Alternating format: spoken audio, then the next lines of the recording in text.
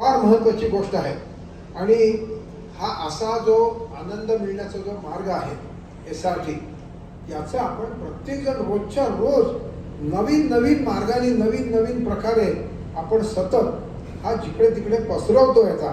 आणि हे सगळी मंडळी आज दिवसभर तुम्हाला सगळ्यांना दिसणार आहे. हे कसं काय आपण सिद्ध करतो की आपण आनंदी झालो कारण आपली भूमाता आनंदी झाली.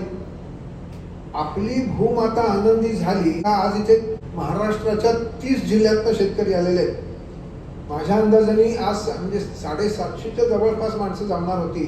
750 म्हणजे 700 तर नक्कीच आहे, कदाचित 800 पर्यंत पण जातील. मला सांगा SRTच्या शेतकरी मित्रांनो, तुमच्या शेतामध्ये गांडूळ दिसतात का? सगळे सांगतात आमच्या शेतामध्ये गांडूळ दिसतात.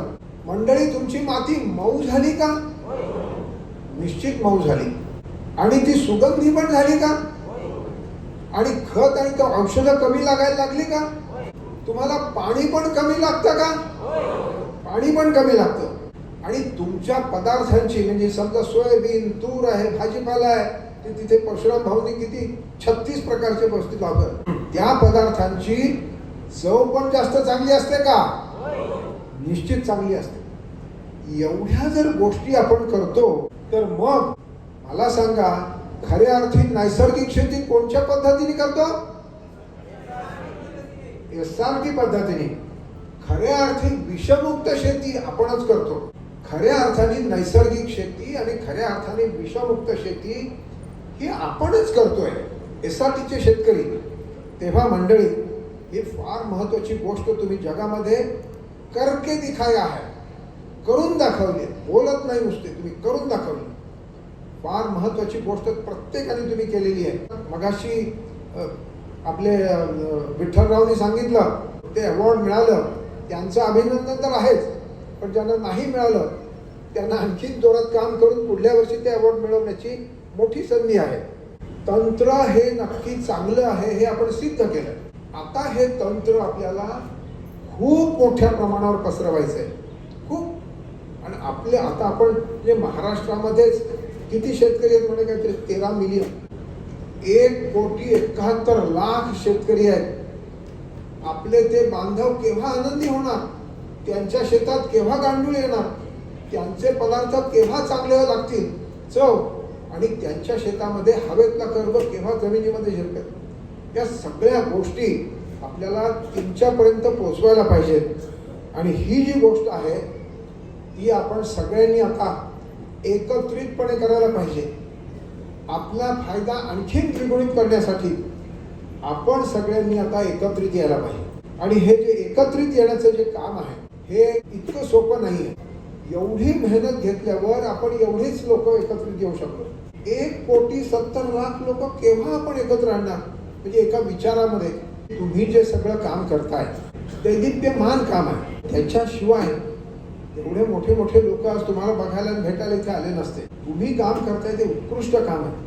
पण हा जो दैदिप्यमाना कामाचं दीपासारखं त्याचा लखलखाट व्हायला पाहिजे. तो लखलखाट जगभर पोचायला पाहिजे. हा जगभर पोचण्यासाठी त्यांना आपल्याला काहीतरी दाखवून देण्यासाठी एक गोष्ट आपण अतिशय कटाक्षाने सांभाळायला पाहिजे. ते म्हणजे आपण जे काम करतो आपल्या शेतामध्ये, इथे जमलेले सगळेच करतात, पण इथून पुढे जेव्हा ते SRTचा आणखीन प्रसार होईल तेव्हा ते असं डायल्यूट म्हणजे काय, पातळ होता कामाचं नाही. SRTचं नाव अगोदर दीपालीताईंनी सांगितल्याप्रमाणे सगुणा राईस तंत्र होतं, ते आपण सगुणा रिजनरेटिव्ह तंत्र केलं. बरोबर ना? सगुणा राईस तंत्राचं सगुणा रिजनरेटिव्ह तंत्र झालं. तेव्हा आता असं आहे की हे जे तंत्र आहे आपण हळूहळू इथे सुद्धा बदल करतोय. बदल अशासाठी कारण आपल्याला प्रगती गाठायची. प्रयोगाशिवाय परिवर्तन नाही आणि परिवर्तनाशिवाय प्रगती नाही. तेव्हा परिवर्तन सतत चालू आहे, सतत संशोधन. रात्री झोपेत सुद्धा आम्हाला कोणाला काही आठवलं की आम्ही डायरी काढतो, देऊन ठेवतो आणि त्या प्रयोगाच्या मागे लागतो. परशुराम भाऊचा तुम्ही आता एक व्हिडिओ पाहिला असेल. गादी SRTच्या गादी वाफ्यावर त्यांनी बटाट्याचं पीक घेतलं. हे आपल्या सगळ्यांना मदत करायला झेबू, हा ऐकलंय का तुम्ही? झेबू SRT झेबू. SRT झेबू आपल्या महाराष्ट्रामध्ये 10 शेतकऱ्यांना आपण ते SRT झेबू विशेष सवलतीने 6 लाख रुपयाचा झेबू 1 लाख रुपयात त्यांना मिळालेला आहे. असे झेबूधारक जे आहेत 10 झेबूधारक इथे आहेत का? जरा उभे राहा. कोण कोण आहेत? एक अजून कोण कोण आहेत? 3च जण आहेत का? बाहेर आहेत. असे 10 झेबू दिले. त्याच्यात नवीन ट्रायल चालू झालेले आहे आणि त्याच्यासाठी मदत करतायत आपल्याला बेंगलोरची ऑर्गनाइज सेल्को फाउंडेशन. ते मदत करतायत आणि 10 झेबूंची ट्रायल चालू आहे.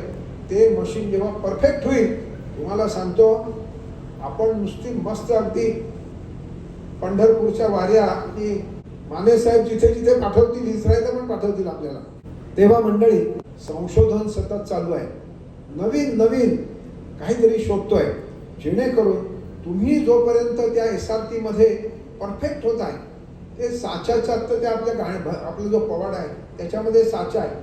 साचा गेला सुद्धा, म्हणजे तुम्हाला तुमच्या पिढीला हा साचा आता माहिती पडणार नाही. तो प्रदर्शनात बघायला लागेल.